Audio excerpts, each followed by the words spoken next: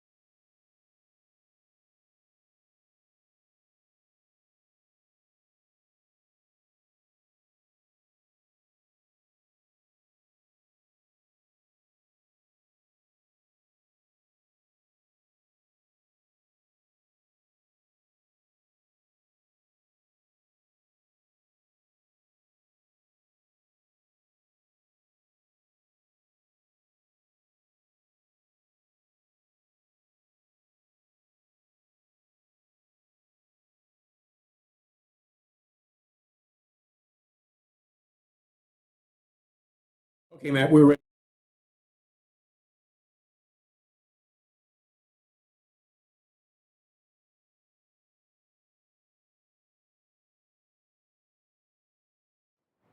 Hi, good evening, and welcome to Stump the Stars, Jewish stars. Although we're not Jewish stars, are we? No, No. we're just Jewish style. Jewish style. Yeah. Okay. I would say that. Especially since now you have your haircut. You look much more stylish. Did anyone say anything to you? Not a thing. See, so I am the one who cuts his hair. And so I see the pile of hair that I collect, at the end of the cutting, the shearing, at the end of the shearing, like a sheep. And nobody ever says anything. That's okay. Half the time you don't say anything to me when I get my hair cut. But you would think that someone would say, Yeah. wow, you look different. And one would hope that they say, wow, you look so much better and younger. I always think he looks younger when his hair's cut. So. No, nobody said anything in class Thursday night. Nobody said anything last night services. So next time, maybe before you cut my hair, we should let it go down to where it used to be. No, shoulder length. No, and we're then saying here. this is my hair, which is uncut, and then the next week this is my hair that got cut. All right. Would you like to start us with prayer? Sure. Avinu Malchenu, our Father and our King. It is a privilege to serve you, and we ask you to give us a good evening, that you would work in our lives, that we can learn things anew or reminders from your word. We thank you that you've left us so many valuable resources to study and learn about you. Thank you for all the things you do for us each day. B'Shem Yeshua, Meshachenu, in the name of Yeshua, our Messiah. Amen. Amen. Okay. We had thought about doing one particular question that was left over from the last time, and then realized as we're looking around, the person who asked that question is not with us this evening. We're not with us yet this evening. So we'll postpone that to later this evening. Or she's not with it. She's not with it, yes. Or if she joins us later, we'll postpone it to later, like I said. Otherwise, we'll do it the next time we get together.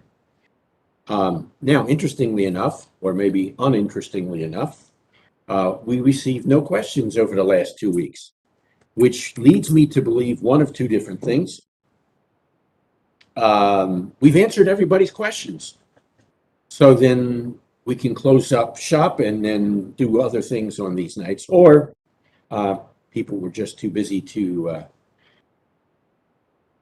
get on their email to raise whatever questions are current in their minds.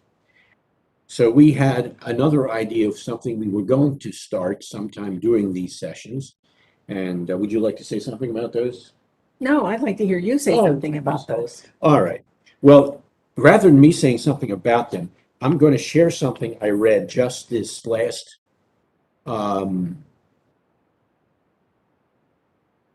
this last week or the week before, that will set up the way in which you're going to approach this next subject. This comes from,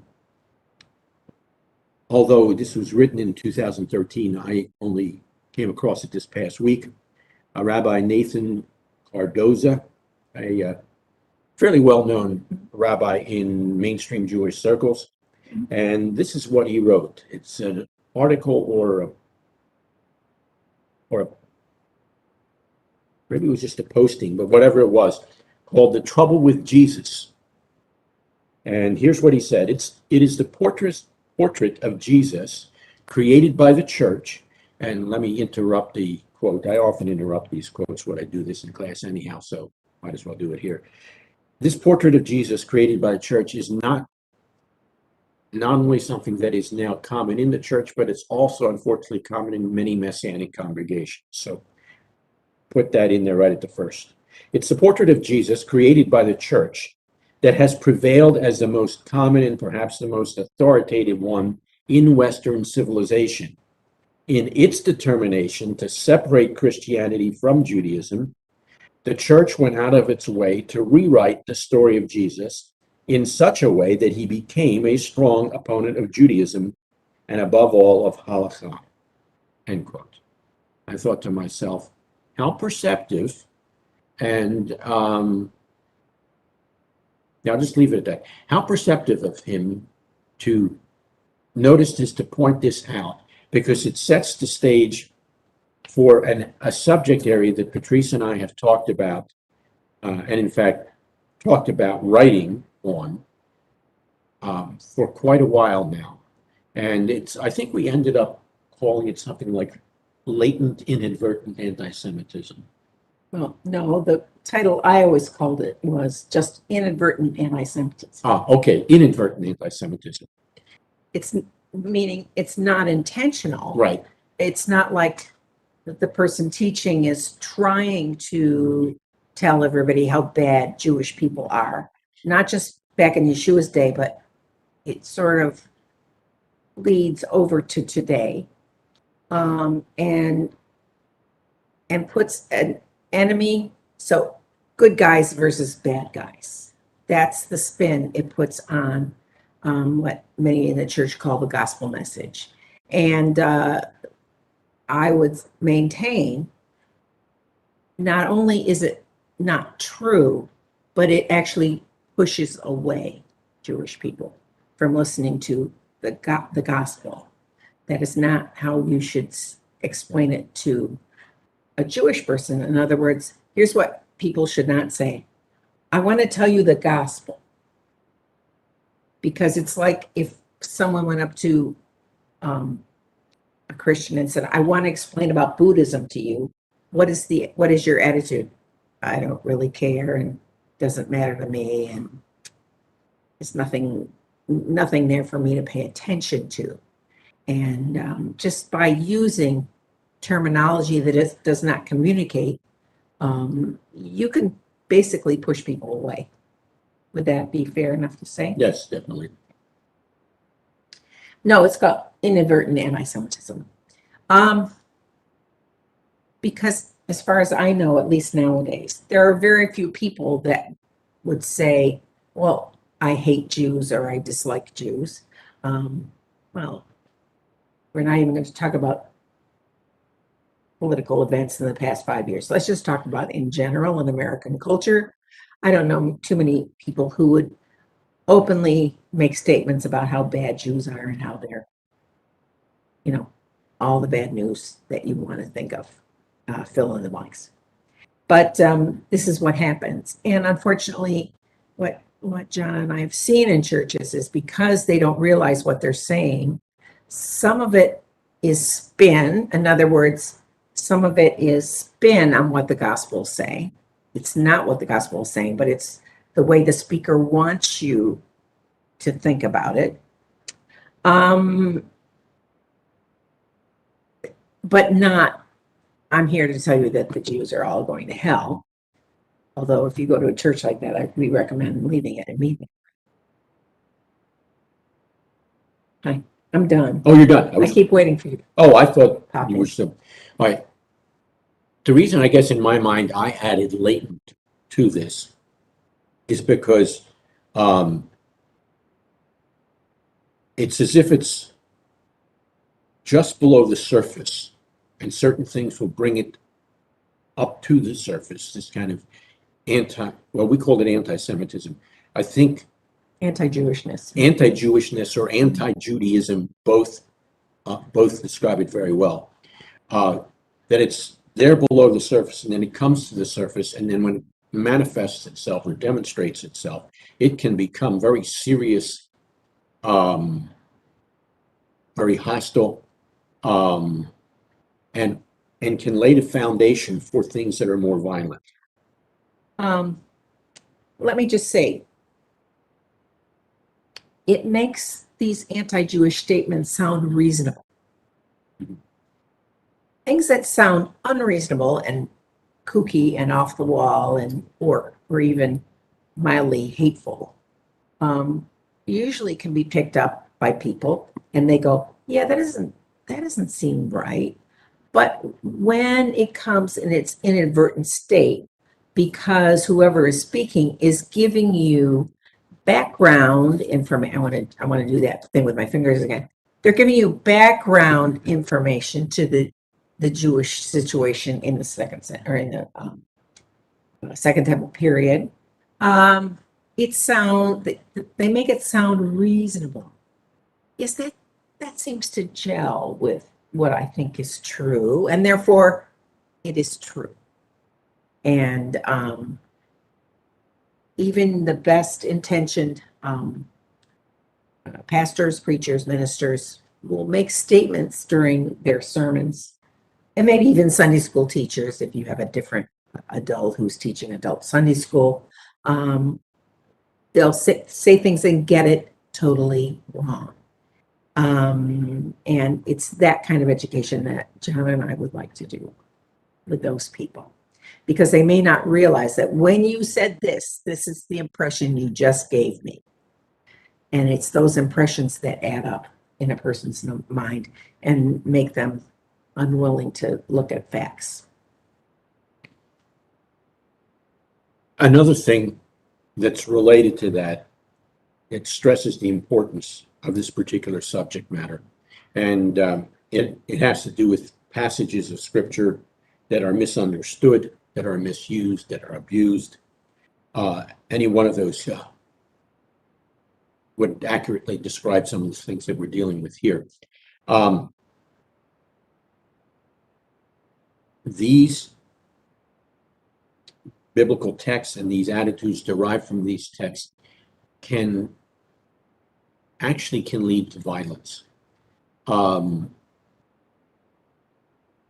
going to give you two extreme examples, one more current than the other.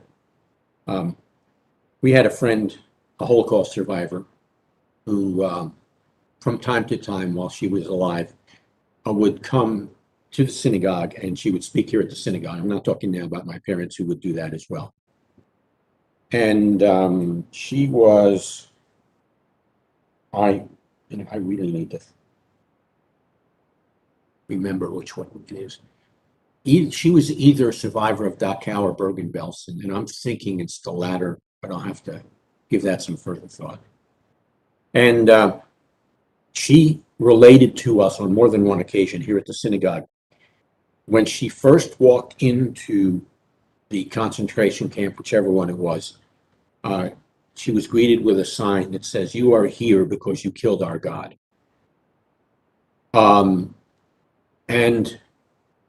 in fact, to take it one step further, after he had been to a passion play, I think in the late 1930s, Adolf Hitler then expressed himself along these lines, and I've got the quote elsewhere, but I'm going to try to recall it as best as I can, that he said concerning himself and where he was coming from, we're teaching what the church has taught for so many years, after he'd seen the passion play.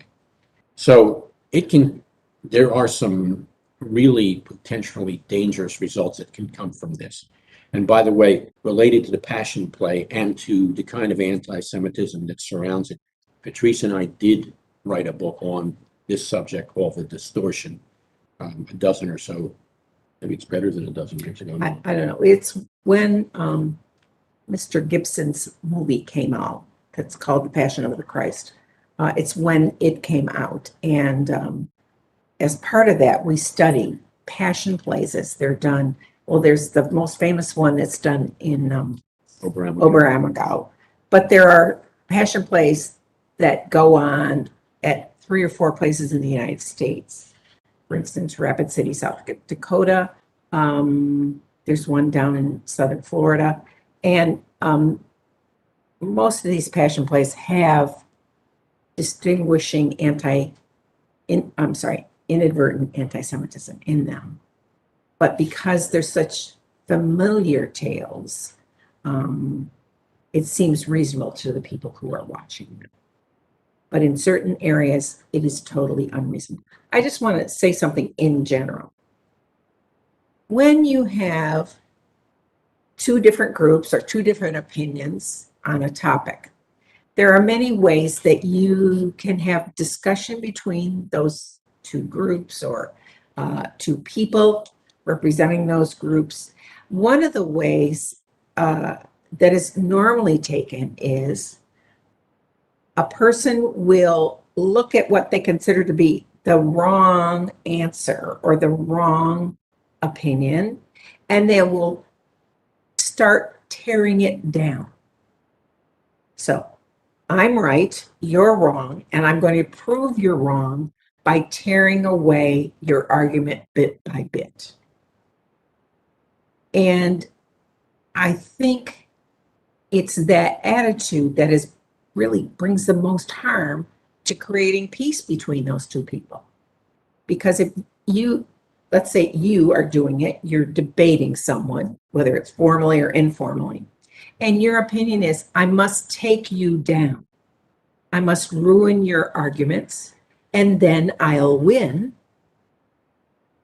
That is incredibly, I was going to say deleterious. It's incredibly horrible. Because then you have what's called a zero-sum game. You must lose so that I can win. And if you're thinking at all in the realms of, I want this person that I'm debating with to come away with more accurate information and come away feeling touched in their heart, if your method is more one of attack, where I'm going to shred each individual thing you're saying, you have just done the opposite. That person will not listen to you because of the way you delivered what you have to say. And I think that is very common. When I realized that is having to do with him and I on a personal note. I think I've mentioned this to you before. Why are you staring at me with he's almost having his raised eyebrows. Yeah, that would be danger for me. It's not just that I would be angry with you because you have this opinion and I want to do it a different way. It's I had an intrinsic feel that I had to win. And to win, I had to tear you down. And I think I'm not that bad. Maybe I am that bad of a person, and no one else identifies with this. But there are instances where you want to come to some kind of agreement or some kind of result where both people feel like they've been listened to and like they've been affirmed and everything. And so the opposite would be, I'm going to tear everything down about you, and then I win. And this is done all the time about Judaism within the church. We're going to tear what we think about Judaism into little tiny bits and show how terribly wrong they are. But hey, we love you. We love Israel. And we don't understand why you don't think we're your friends. And so I think that's a key component of the problem, because this happens, among couples. It happens. Usually you can see it about every day where I'm going to win this and I'm going to tear you down. We're not trying to have a zero-sum game. This is not going to be, I have more marbles and you have no marbles, so I win. That's not how you win an argument. Because when you do that, all you're showing to the other person with the other opinion is hate and distrust, and they're not attracted to what you're saying at all. Plus, it's mean. It's just mean. Yeah? Yeah. So I've mentioned that to you before, that was a realization I came to, early on in our marriage, like before year 5 of our marriage. My sister told me the day we got married, the first 5 years of marriage are the hardest. I did not want to hear that on my wedding day. And maybe all of you can understand why, but yeah, that was my sister. So encouraging. Okay. Okay. And what Patrice just said ties back into the quote I shared from the rabbi. The church went out of its way to rewrite the story of Jesus in such a way that he became a strong opponent of Judaism. And if we are followers of this Jesus, then we too should be strong opponents of Judaism, putting it down in every possible way we can think of. That's part of the package. And, I had mentioned to you the Holocaust experience from not two different perspectives, two different looks at it. But I also promised something more current. And this comes out of this part of the discussion that Patrice has just been involved in and that I just tried to reinforce here. And that is, if Jesus or Yeshua's attitudes towards Judaism and towards the Jewish people is negative, then it's okay for me to do that. And if I'm going to take up Yeshua's cause, then I should do something about it. And that's exactly the motivation that was behind this young man's attack at the synagogue in San Diego, particularly place I believe they call it Poway, but in the San Diego area, where he killed the woman who was trying to protect the rabbi and shot the place up. And in his postings just prior to this event, and as well as not just prior, but in a longer history as well, what he was doing is he said he was trying to, and I'm going to try to get this correctly, he was trying to carry out God's appropriate judgment on the Jewish people for them having rejected and killed Jesus. And he said, this is what I was taught in my church, this is what I learned, and now if I'm going to be a true follower of Jesus, then this is what I must do. And bang, bang, at least one person was dead. I don't remember how many were wounded in that particular synagogue. And his father was an elder. Yes. In that church. So it wasn't like he didn't know what he was talking about.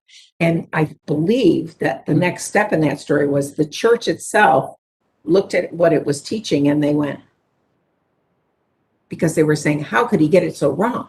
How could this young person who was raised in our church, how could he get all these wrong ideas that the correct way to go about your way of life was to get rid of those who killed Yeshua? And at least they were looking inside their own selves and they weren't blaming somebody else or saying he did not understand what we believe.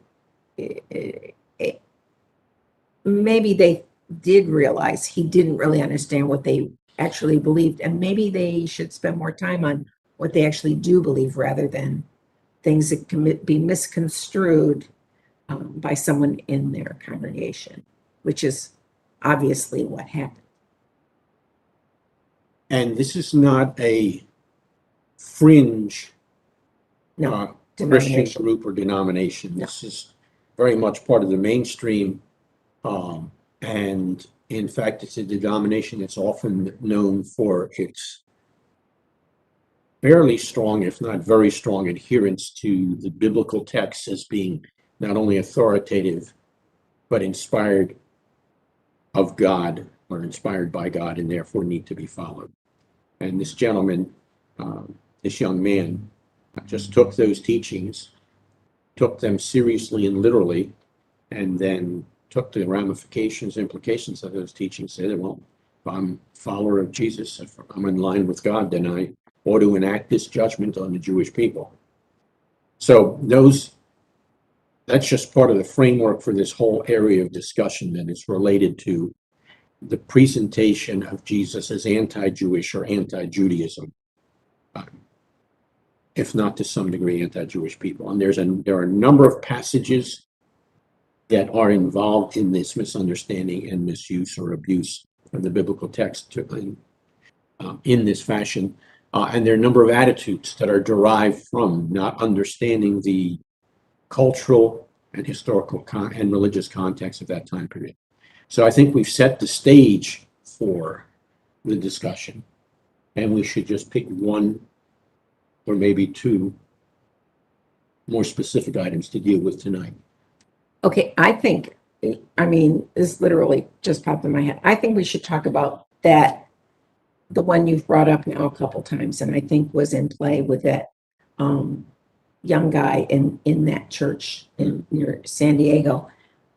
How, not how, why did Jesus die and who actually killed him?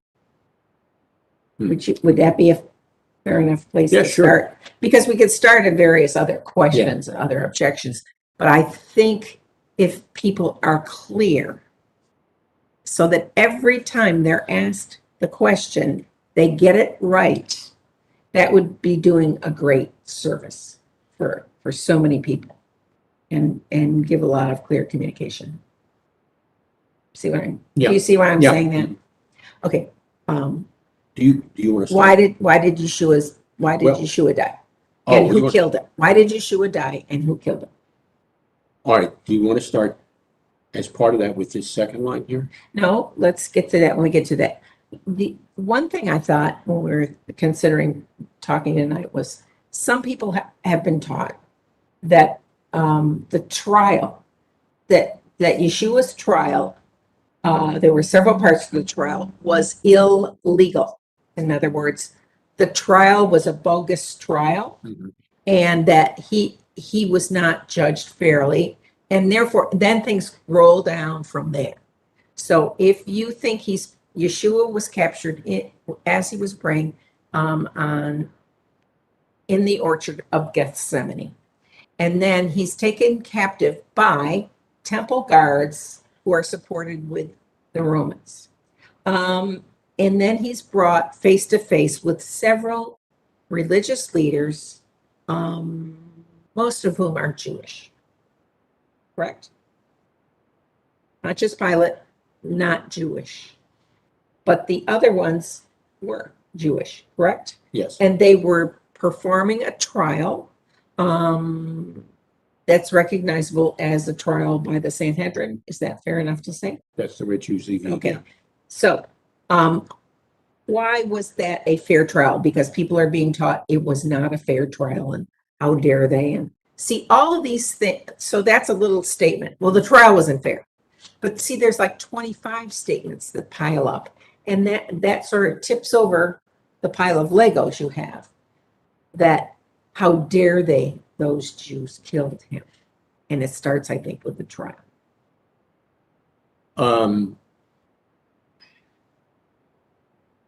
There's a current scholar whom we have met on a couple occasions.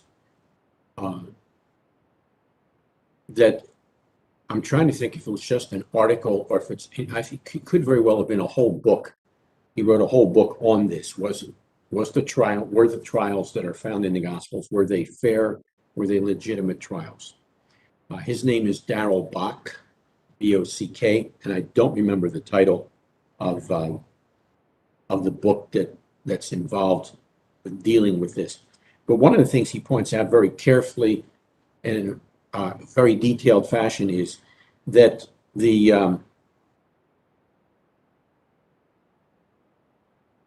that what we see in the Gospels, he talks about what one of these trials would look like before the Sanhedrin. But what he points out that is what we see in the Gospels is not what we would call a full-fledged trial before the Sanhedrin.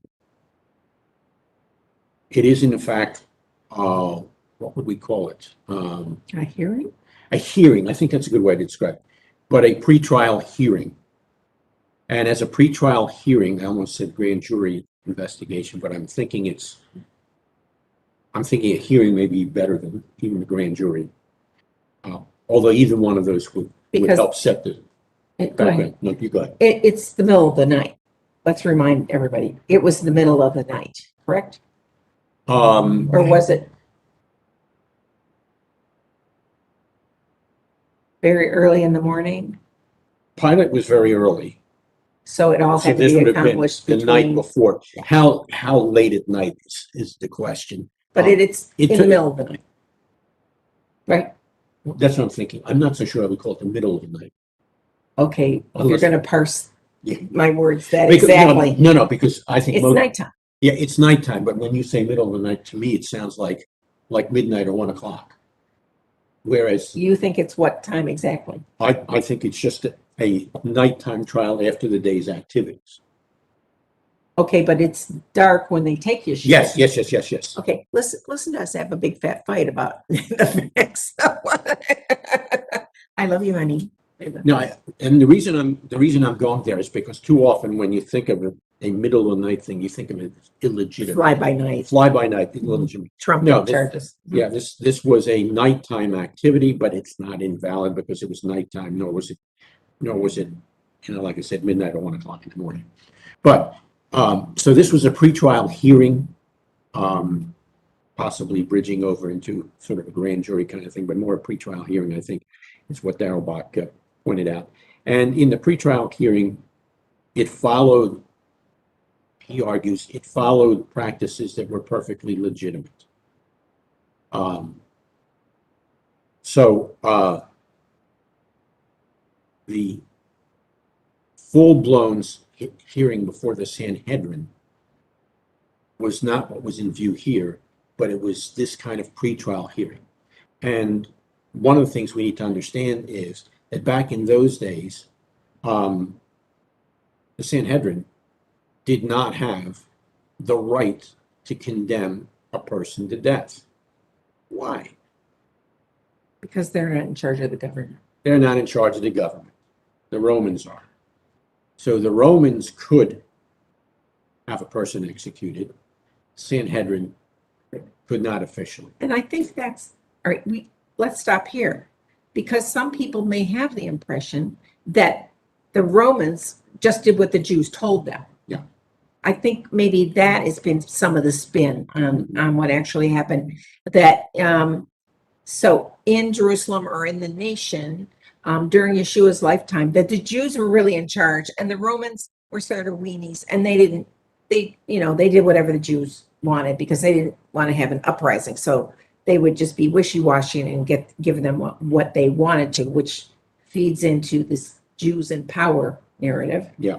And I think it's fair to say, no. The Jews of that day had to do what the Romans said. And since the Romans administration, especially in the nation of Israel at that time, really felt that Jews were a problem, that they were there to just be quiet and just do their little strange tribal religion. And as long as they abided by the Roman rules, everything would be hunky-dunky. But the Romans had a way of tweaking the Jewish people and saying, we're more powerful than you are. So you can say stuff all day long. Unless Rome wants to do it, it's not getting done. So I think that's a misconception that can arise in people's minds, once again, inadvertently. But the real fact was the Romans were extremely in charge, and the Jews could only do what the Romans allowed them to do. Or instructed them to do. Or told them to do. Yeah. Correct. That means that the key person in all of this is not the Sanhedrin or the Jewish religious leadership there, but is in fact, as Patrice pointed out, Pilate. I want to get back to that in a minute, but let me back up just a second. The makeup of the Sanhedrin, and then what this pretrial hearing was trying to accomplish, or to establish by way of a means of accusing Yeshua before Pilate, and thereby trying to make sure that Pilate would judge him in such a way that he would be executed. The Sanhedrin was made up of the high priest and his allies. Most of these people were people we would call Sadducees. And it would take a whole other session just to talk in terms of who the Sadducees were. There were some Pharisees as well. The Pharisees at that particular time period, who would likely have been part of the Sanhedrin, were part of a group called the School of Shammai as opposed to the School of Hillel. These were two different segments within the whole group of Pharisees that were usually at odds with one another over religious interpretation and personal application of the Torah. During Yeshua's time, the School of Shammai was in the ascendancy. Interestingly enough, when Yeshua speaks, his teachings are very much in line with the Pharisees of the school of Hillel. So if that's the case, and if these two schools were having ongoing debates with one another, you could see why the school of Shammai might have some problems with what Yeshua was teaching. The Sadducees, of course, had problems with what Yeshua was teaching for a number of reasons. And that is that, one, they didn't particularly like Pharisees, even though they had to adjust to some or accommodate some in the Sanhedrin. But the Sadducees did not believe. I don't want to get too deep in here, so Yeah. I'm trying to sort through what to share with you and what not to share with you. First of all, if the Sadducees only held to the Torah proper, the 5 books of Moses, and as scripture, they didn't hold to the prophets. They were very literal in their interpretation of the text and of the religious customs. They were very much the ones who were in power in the Sanhedrin, even though they had to accommodate some Pharisees there as well. They did not believe in a spirit world. They did not believe in angels. They did not believe in a Messiah, even a Messiah to come. So if this character comes along and claims himself to be the Messiah, you could see what you might have some problems there. But I think the thing that is most cogent about the Sadducees' opposition to Yeshua can be summed up by the statement of the high priest Caiaphas. I think it was Caiaphas in this case, in John 11:48 and 49, where he says, because of all the acclaim that Yeshua is drawing to himself, he says, it's better for one man to die than for the whole nation to be destroyed. And what he was saying is that as Yeshua's popularity grew, they were concerned that it might draw Roman attention, and because of Roman attention, the Romans might view Yeshua as a rebellious leader, and so that what they would do is they'd come in and increase their oppression and power over the state of Israel. Now, I don't want to take the high priest statements too literally, because even though Rome did come in and oppress the nation on a number of occasions, the likelihood of what was going to take place is Rome would come in and remove the existing leadership and replace it with somebody else that was more cogent. So although this sounds like a patriotic statement, it's probably anything but. He doesn't want to lose his He gig. doesn't want to lose his gig. Doesn't want to get kicked out of the job. He doesn't want to get kicked out of the job. And if he were to lose his gig, get kicked out of the job, he could also lose his life as well if someone got significantly angry with what was going on and said, you really should have had this under control, so we'll take control. And in fact, we'll take control of you and wave bye-bye to your family and so forth, kind of thing. This statement by Caiaphas is repeated again in either John 18 or John 19, so it's something that's very much the motivating force behind Caiaphas, the high priest, and his family, his allies, and the Sadducees in that Sanhedrin.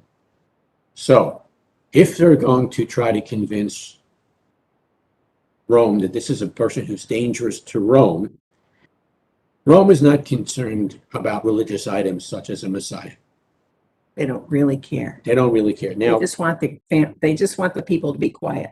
They want to be quiet, and they want to pay their taxes. Pay their taxes and also preserve what's called Pax Romana, the Roman peace. Mm-hmm. They were very big about this, and if you disturbed it, you would suffer the consequences. So, for him to call himself Messiah, no big deal as far as they were concerned. And by the way, they had already set up the boundaries for what was could be considered legitimate religions within Rome. And you're saying about the Romans. The Romans did this, mm-hmm. Yes.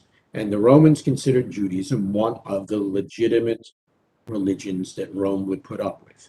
And I use the term put up with because that was really literally the case here. Romans would just as soon have had everyone believe the same thing, but they had this history with the Jewish people that the Jewish people weren't about to, how should I put it, leave other religions to follow any sort of Roman religion. And every time Rome or somebody else tried to impose this on them, it caused a problem. The Syrians discovered this during the time of the Maccabees. The Romans discovered this later, and they said, They're not that big a group. Let them have their religion. It's going to make for more peaceful times. So in the Roman Empire, Judaism was and considered the technical term is licit or legal religion in Rome. All right, given all that background, so what does the high priest have to do? What do the Sadducees have to do? They have to somehow demonstrate in this pretrial hearing that Yeshua is a threat to Rome. Fair enough? All right, now, so as they're pursuing their questioning, what are they trying to do? They're trying to, how should I put it? They're trying to provide the evidence for the accusation that Yeshua was a political leader who was there to overthrow Rome. So they're making a big deal out of this issue of Yeshua being viewed as the king of the Jews. A troublemaker, a political leader. And if you pursue the questioning, and we don't have the time to get into it here, if you pursue the questioning that takes place in the Sanhedrin, they're constantly trying to move it this direction, move the proceedings this direction. I think they're trying to get the attention of Rome in order to put their blessings on what the Sanhedrin is doing. Would that be fair to say? Yes, but they've got to come up with a hearing result that says this guy's a threat to Rome. Otherwise, they're not going to get. And do they want to kill him from the beginning? Was that their intent of bringing Yeshua in for trial? Well, if you take the high priest statement at face value, better that one person die than the whole nation be destroyed, then yes, they want to get rid of Yeshua. He's a problem. He's a problem. And you can see the kind of problem he is just from the fact that not too long before, what had he done? He'd gone into the temple, caused a real commotion there, overturned the money changers' tables, and we'll just leave it at that. And gave various preaching. Yeah. I have. Before you go. Yeah, go ahead. This is important. Who was in charge of what went on in the temple?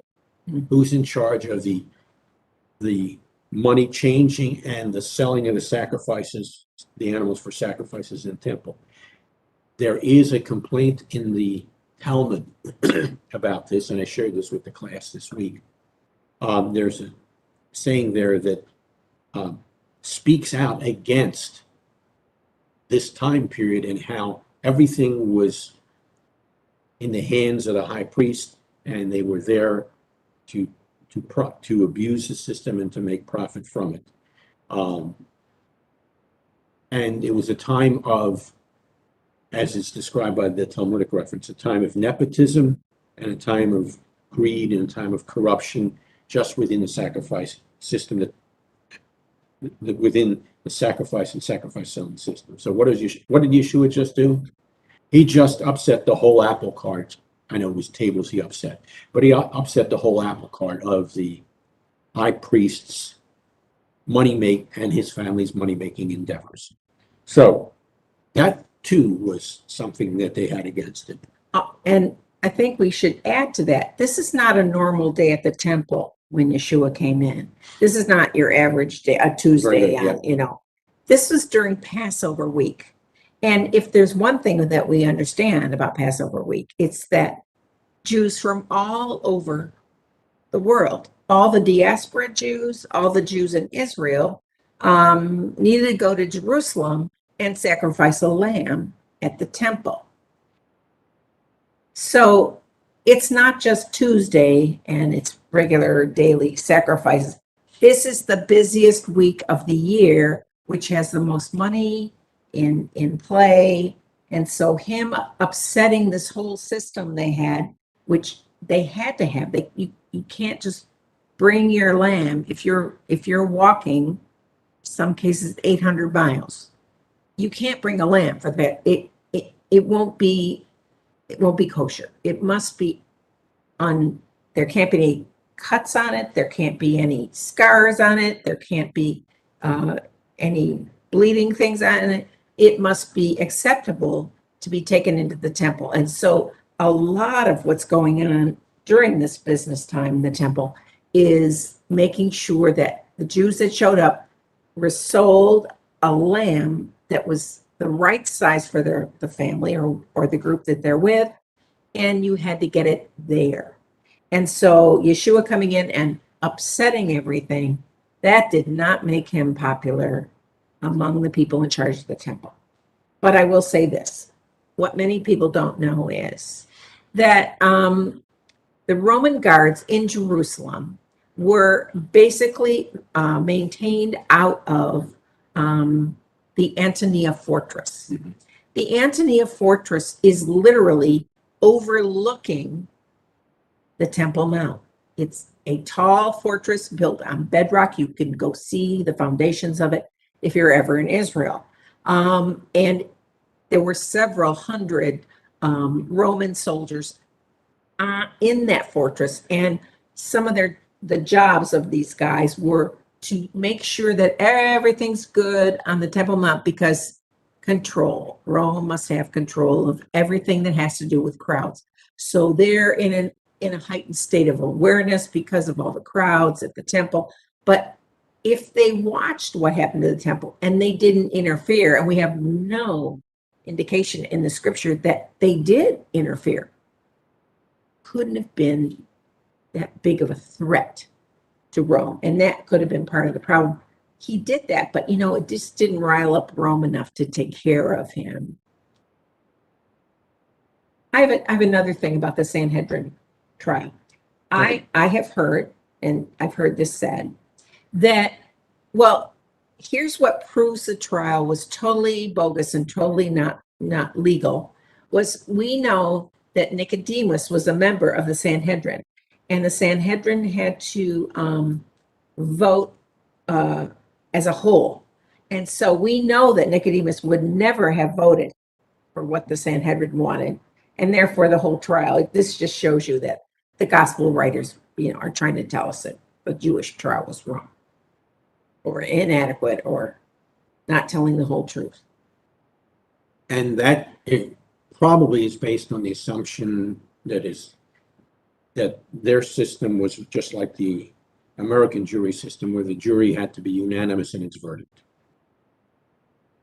Here's the thing. The way in which the Sanhedrin was set up, and it's very interesting that it's set up this way.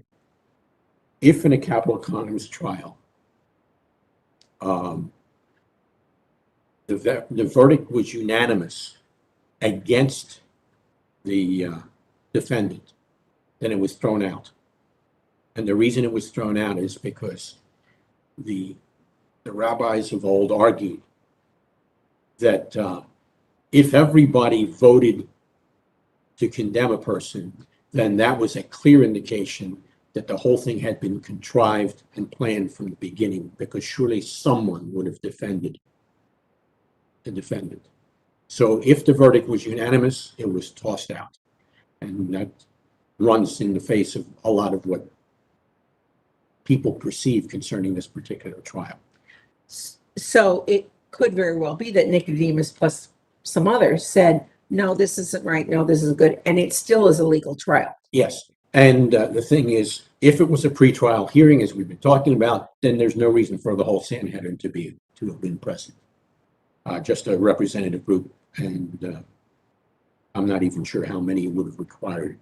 I'm not familiar with that particular fact, although I'm sure we could hunt that up. So where were we? So the Sanhedrin is trying to produce a verdict that they can pass on then to Pilate, that would give Pilate ample reason to have Yeshua executed.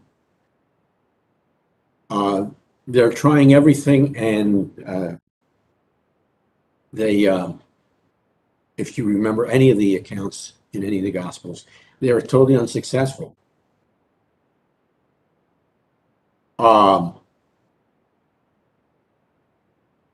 Until Yeshua actually makes the claim,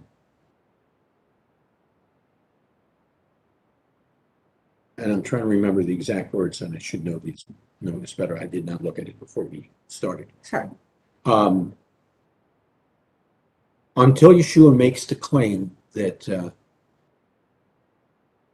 oh, okay, this might help. A claim that it can be viewed as a political statement. All right.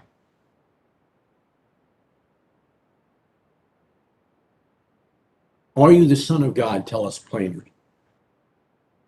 To most people, that sounds like a religious statement,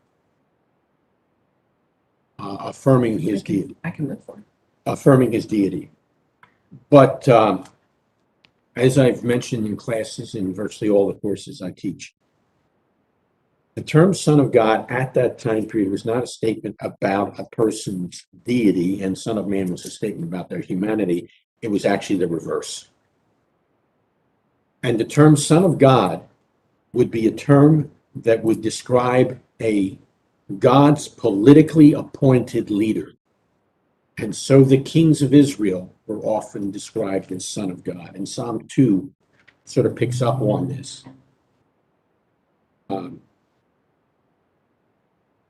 Today I've declared you my son, so be it.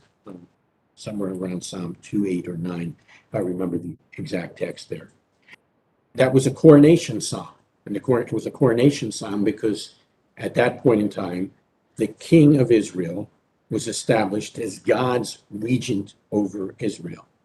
All right, so if he says yes to this claim, then he has given them fodder for saying this man claims to be the king of the Jews. Fair enough? I have it here in Matthew 26. Is that what you're looking for? Up here. Could be one of them. Let's see.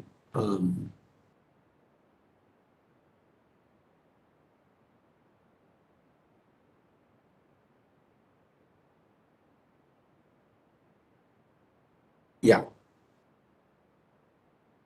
Are you the Messiah, the Son of God? Oh, Messiah sounds spiritual. But wait a second. Who was the Messiah? The Messiah was going to be, in fact, the person who would rule as David's heir over the nation of Israel.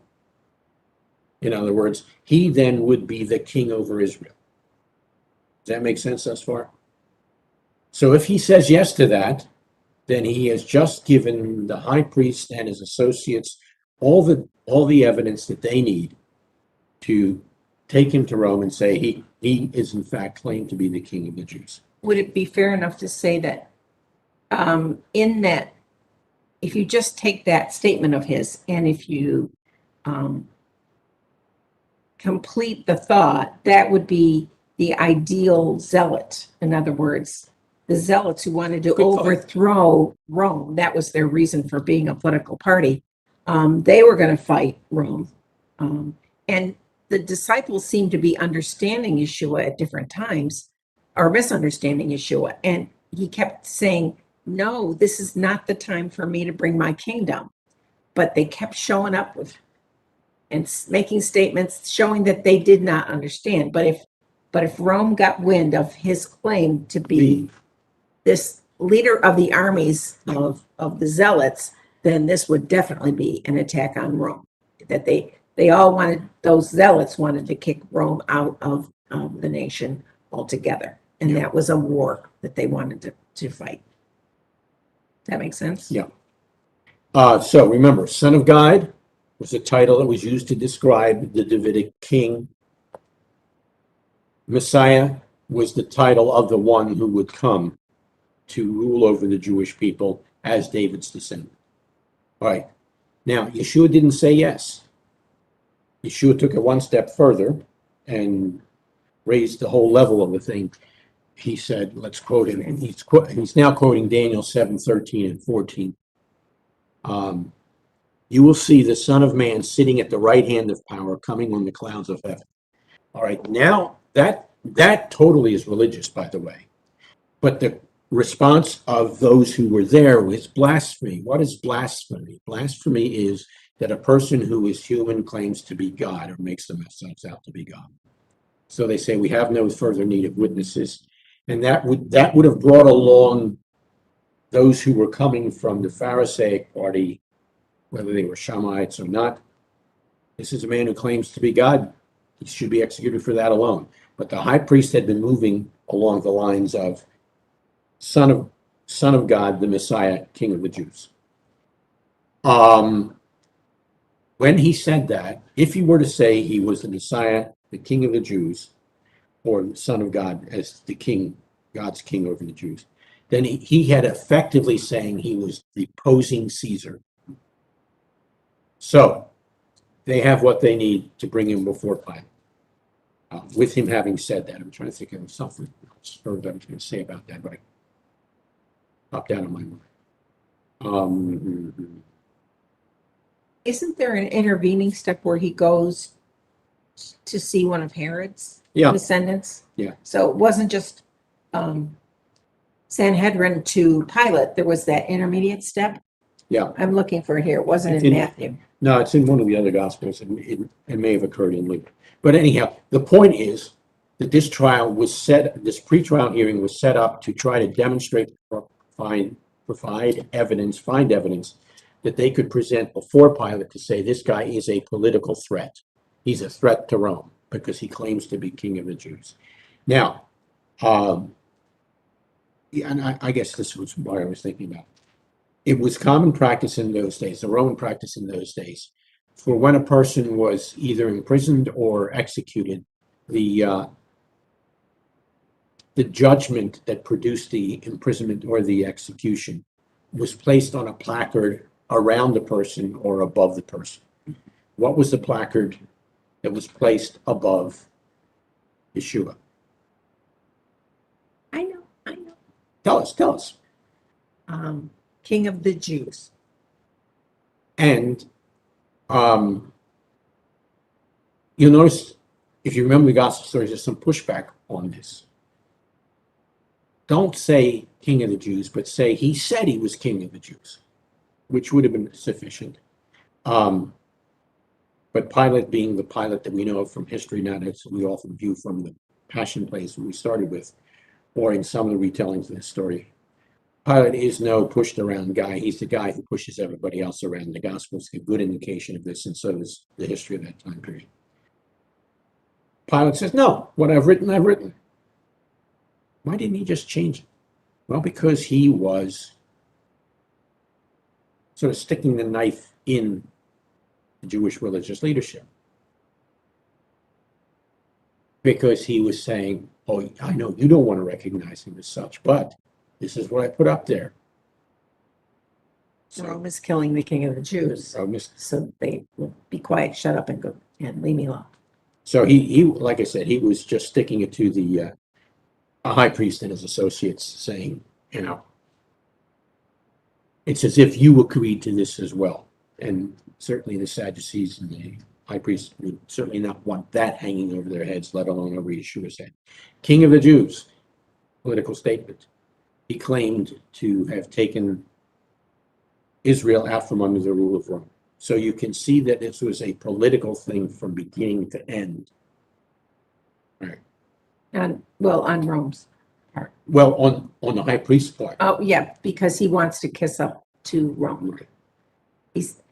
The one thing that we didn't go into, but just a statement on this. There's many different ways to prove this, but the Sadducees in general supported Roman rule. Yes, because the Roman rule put them in power.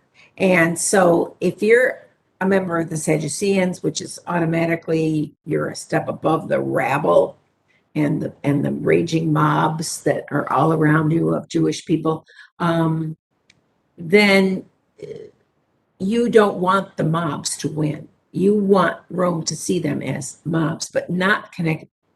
We can't be in charge of them. They just won't listen to us. Rome, so they all can keep their jobs. And so the everyday people not in power, Jewish people not in power during Yeshua's time, they would almost hate the Sadducees as much as they hated the Romans, maybe even more, because they were betraying the Jewish people because they're what they wanted power. And yes, and many of the people of that time were very anti-Sadducean. The issue that Patrice brought up, and this never occurred to me quite in this way until you just said it. One of the groups at that time period, we talked about Pharisees and Sadducees, and another of the important groups at that time period were the Zealots. These were people who were very, very, very religious, but who were very, very, very opposed to Rome. And they would be constantly a thorn in the side of the Romans. And in fact, certainly one of the leaders, if not one of the founders of the Zealots, Judah the Galilean,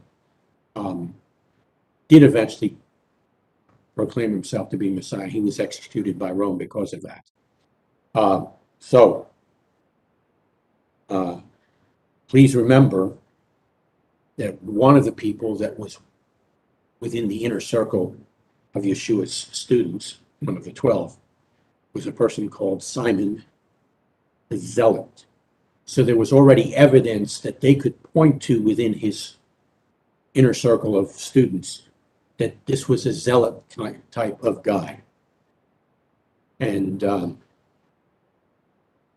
so all that would fit in with this, But even him being proposed as king of the Jews. But even those that were not identified as zealot, like Shimon, why does he take a sword to the Garden of Gethsemane? Because he felt he was on guard, because they could sense that the authorities are just waiting to have enough charges to take Yeshua captive. So Shimon feels like he has to bring a sword and I guess start a war or start a fight to protect Yeshua. And what does Yeshua say to him? No. And plus he cuts off somebody's ear, and then Yeshua has to take a moment to heal the ear.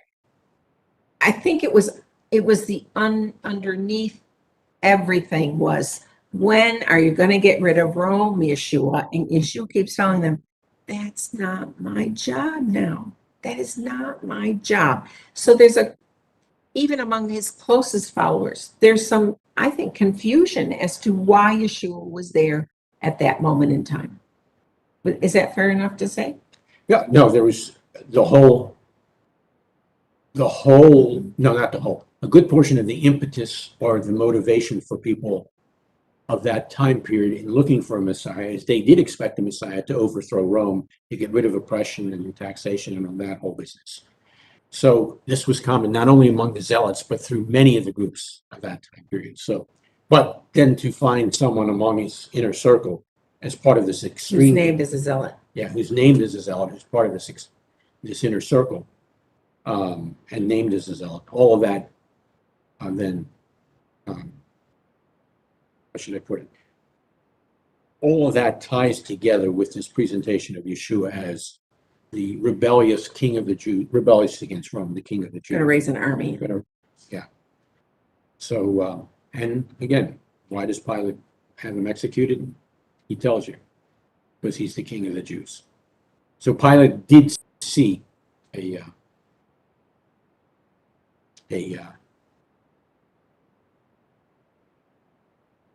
a political reason for doing what he did.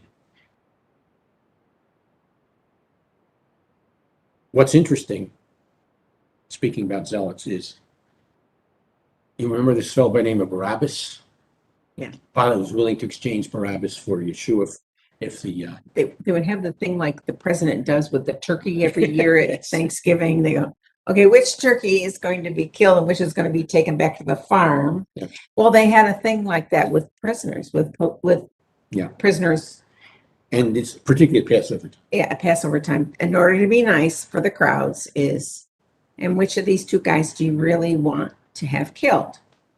And the crowd, and that's a whole other topic. How many were in the crowd? We'll get to that maybe next And time. what did they actually want? Let's just say that the crowd, which was amazingly smaller than what everybody thinks, probably less than 200 people, rather than, as you see in the movies, it's 2,000 people.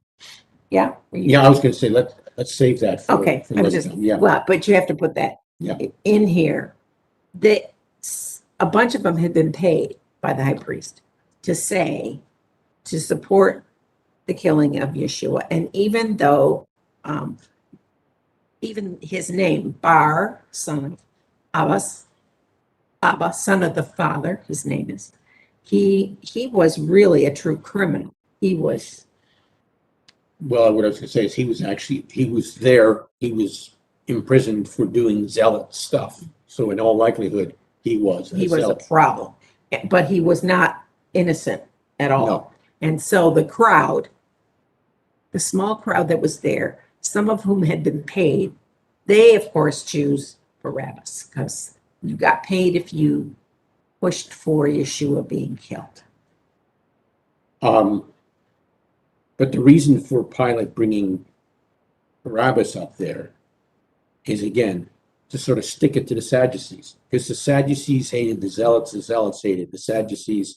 So what is he doing? He's giving the Sadducees and the high priest and his cohorts, his allies, the choice of either getting rid of someone whom they really wanted to get rid of because of a number of different reasons that we've set up already, or getting rid of a zealot who was in business for putting the Sadducees down, putting for Rome down. So you can see, once again, Pilate is Playing with them. playing, yes, toying, I was going to say toying with him, playing with him, same thing. He's going, oh, you silly people. Yeah. So those are just some of the other things that are aspects of this whole trial scene that are often missed because, as I said at the outset, the historical or cultural or religious background is forgotten or simply was not known when the story is told. And so from the Middle Ages, even through today, if you go to one of these passion plays, the odds are you're going to see mobs of Jews being unhinged because that's the way they portray the people that are listening to the trial. And it is very hard if you've seen that, or if you've seen movies like Mel Gibson's movie, the other movies about Yeshua, they don't do a whole lot of things better about the accuracy of who was calling for Barabbas to be pardoned and who was calling for Yeshua to be pardoned. It's one of those things that people don't even realize they've been manipulated to see what was actually going on by people who don't know the actual history of the time period. And they're just dealing with their opinions about what it must have looked. So, yeah, we're going to go on with Pilate next time. Is that Yes, another time. Another time. Yeah, because he is pivotal to this. And I will say this. After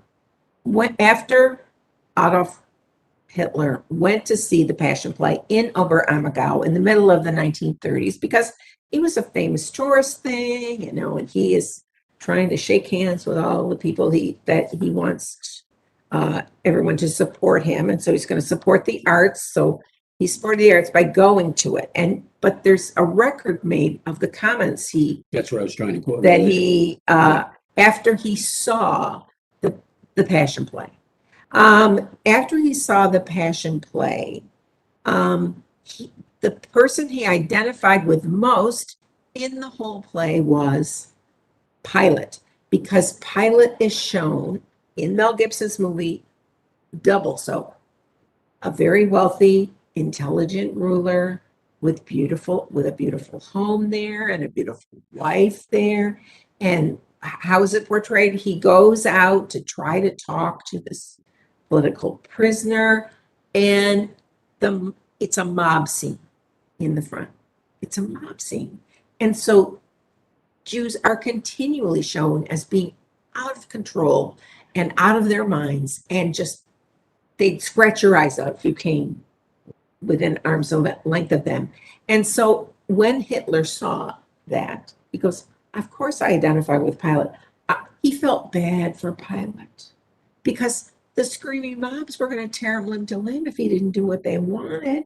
And you do hear some Christians saying this kind of stuff, I think not realizing that this is what Hitler took away from the whole story was, yes, they forced Pilate's hand. He had to do it. He was a victim of those mobs. And once again, that is framing the picture in a way that makes the picture alive. Okay, to close on one verse, and we'll use this again, or we'll deal with this verse again as we continue with this subject in coming weeks as we have time, is Acts chapter 4 and verse 27, where I was going to say the 12, it was now down to, no, it was back up to 12 because they elected a person to take place of Judas. They're gathered along with some others in prayer. And the prayer goes like this: truly in this city we're gathered together against your holy servant whom you anointed, therefore who's the Messiah. And then he says, who was gathered together against him? Doesn't start with the high priest. Doesn't start with the Jewish people. It says Herod, who was the Roman designated ruler over the Jewish people, both Herod and Pontius Pilate, and the Gentiles and the people of Israel. Notice who's last on the list. Notice who's first and second on the list. And even who's third.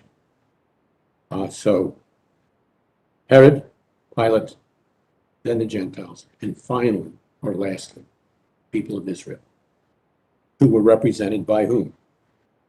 By the high priest and his allies. So that's the story, hopefully a little better put in its context. And that's, since we had decided to do this tonight, this is the drive down. So that's what you get when you, the best that we can give you at this point with 10 minutes preparation. So otherwise I would have given you the direct quote from Hitler more accurate than some of this other stuff, a little better. You But- can, once again, you can get that kind of thing in our book called The Distortion, Yeah. which you can, I'm sure you can get used copies for very inexpensively on the interwebs. Or you can buy them here Oh, because you they're can buy them available at our here. synagogue Yes, because we make so much money off each one. yes. So there we go. Now, any questions on what we discussed tonight? There's much more that needs to be said about the larger project, but we're just trying to correct then what the rabbi said, or what the rabbi described. The church and, unfortunately, some Messianic congregations went out of its way to rewrite the story of Jesus in such a way he became a strong opponent of Judaism. More detail on that last phrase as we go forward, but at least in this case, the trial scene and what derived from the trial scene. And who actually killed you? Yeah, who actually killed Yeshua? Yeah. All right. And yeah, some of that relates to what's often called the rejection of Yeshua and related matters, but those are for other times and for another book that we've talked about writing. What? Oh, I thought it was all part of one book. Well, no, I meant another book besides The Distortion. Oh, yes. We're talking about a future book that is Future not book in existence. on inadvertent anti-Semitism. But this has been helpful for us to, Yeah, between the two of us. That's why your questions really are helpful to us, especially if you have questions about this subject, because it's nice to know what people are confused about and their sticking points. mhm. All right. Okay, and Virginia has been popping in and I out. see that. I'm gathering because of reception difficulties where she's at. So Yeah. good to see you briefly, Virginia. And even though now we can't see you, but because your name is there, I'm assuming you Yeah. are still there. All right. Should we close in prayer? If there's no other questions. Yeah, I think it's a good idea. Who do we need to pray for that we can think of? Yeah, you're breaking up. Sorry, Virginia. we can't- Virginia, you're breaking up. It's okay. You can email us if you have specific questions. That'd be great. Right. And speaking of that, for those of you who have joined us tonight and those who who will join us later, and we have a number of people who routinely join us later than Saturday night for these things. Please remember that the way to get the best thought out answers from us is to email us in advance with your question to Stump the Stars Jewish style. Or I was going to say follow-up questions that Or you might have, or things you've always wondered about that we might know about. Should I give them the address? Stump the Stars, all one word, at gmail.com. Yep. Stump the Stars, gmail.com. And then we will have more than 10 minutes of preparation time to answer your questions. All right. Anything specifically we should be praying about? Well, to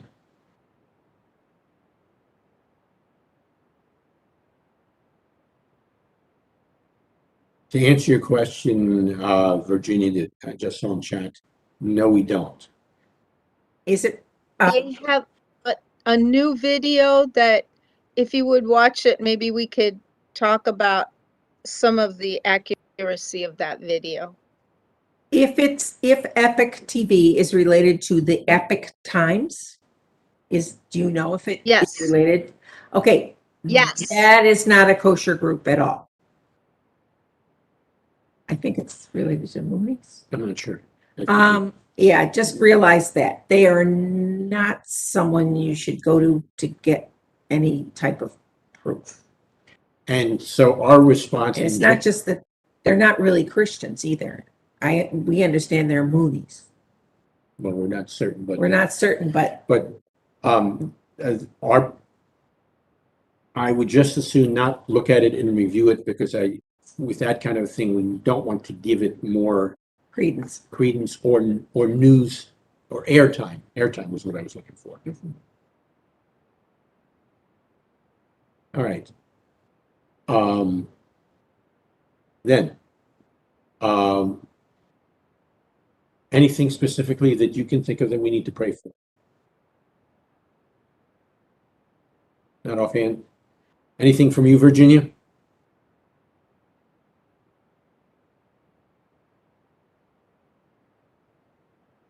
Betty and Oh, by the way, Virginia,